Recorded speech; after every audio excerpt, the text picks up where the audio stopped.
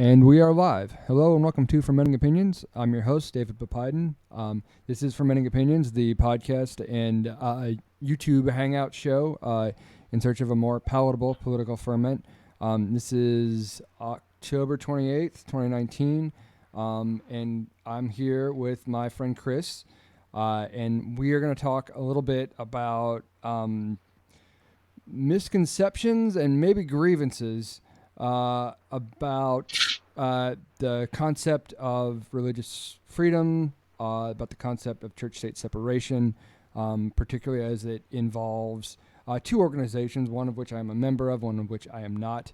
And those organizations are Americans United for the Separation of Church and State, and also the Freedom from Religion Foundation, which both of those organizations get maligned frequently in the media, and or I guess maybe right-leaning media, if that's a thing we're gonna bifurcate on.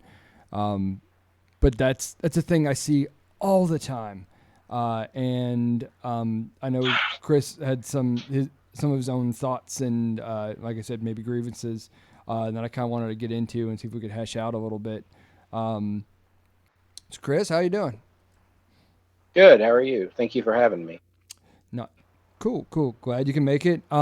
We've been kind of dancing around this one a little while now, and I know you've been with us in the past, and as part of like the political discussion group and that kind of went away. I'm hoping to get you back in there, but anyway, so let's break down sort of where we're at.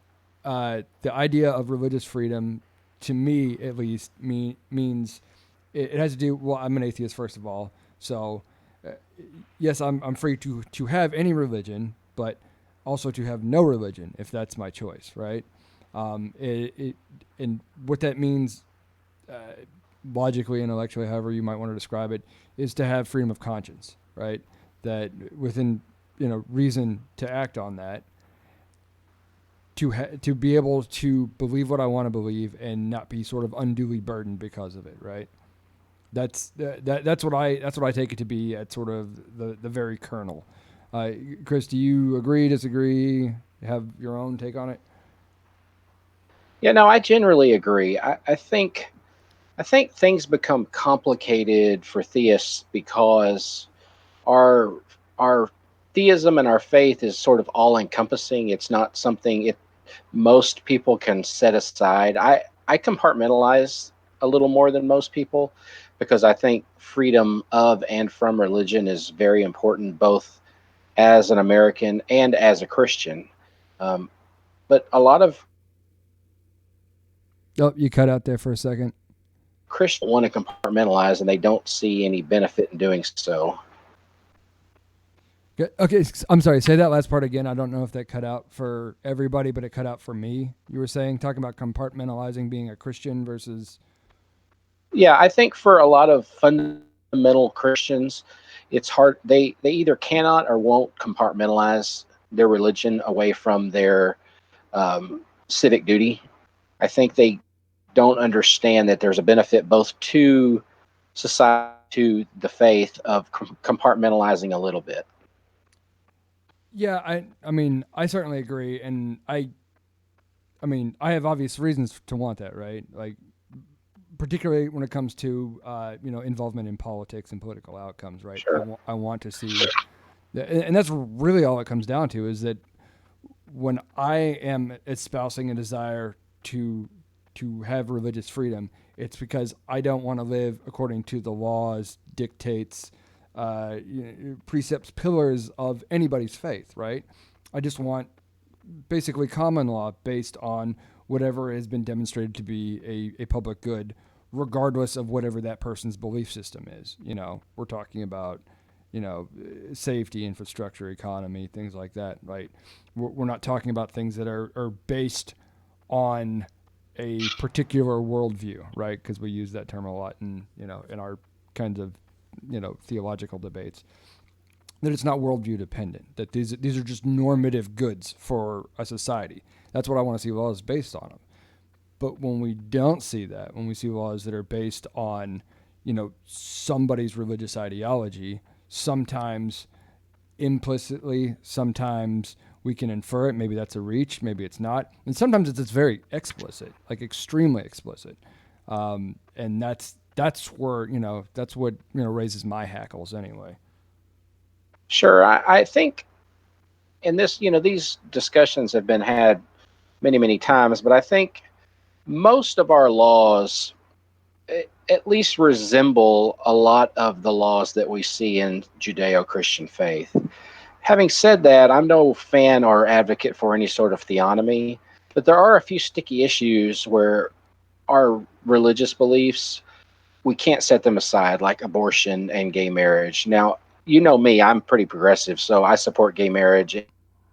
I'm, for the most part, pro life, but I take exception. But for some people, there's just no way for them to separate their religious worldview on those particular issues.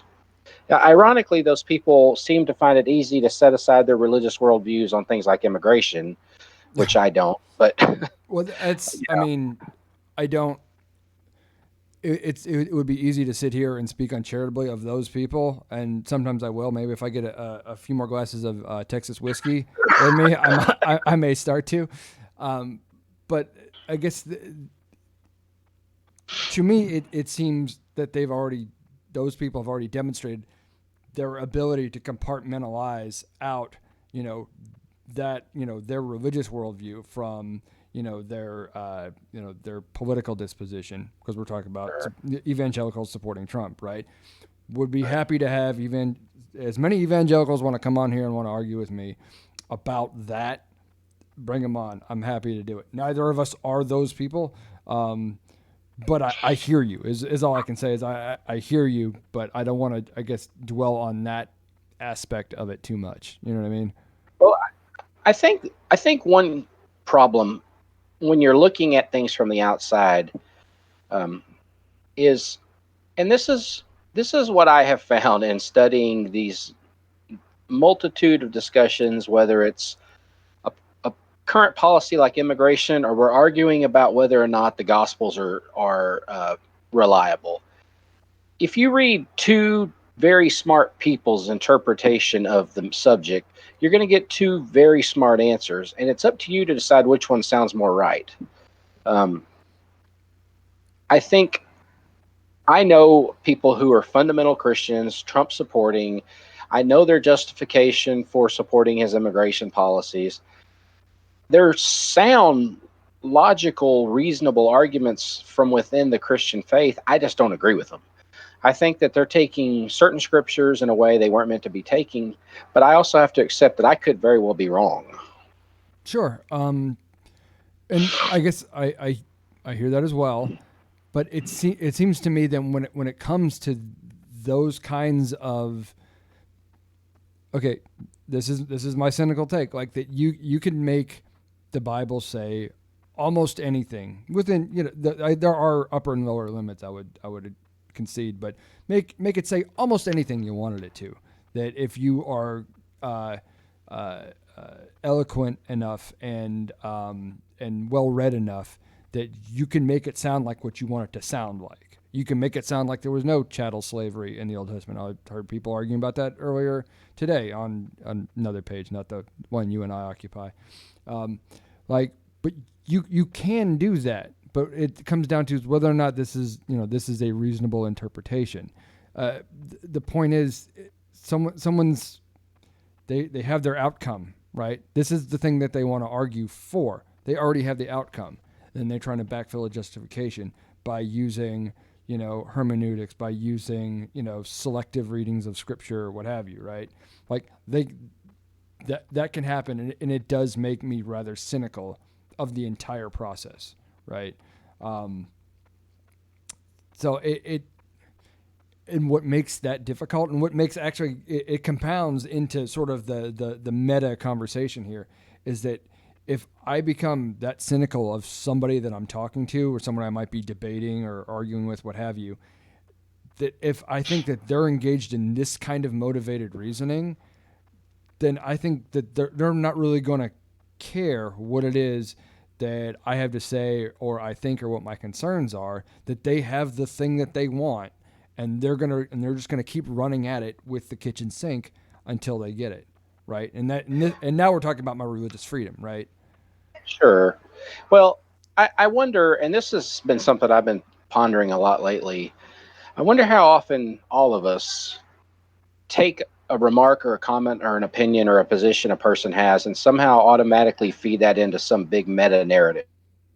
For example, if I were to say I support Trump, which I don't, am I automatically a racist? Now, that's a pretty hyperbolic example, Mm-hmm. but there are people that will say that if you support Trump, you're automatically a racist. And that's just simply inaccurate. Um, so I think, though, and for me, it's just really one, for me, the big issue that I get stuck on is abortion, but it doesn't matter if it's one issue or 10 issues. The premise is basically the same.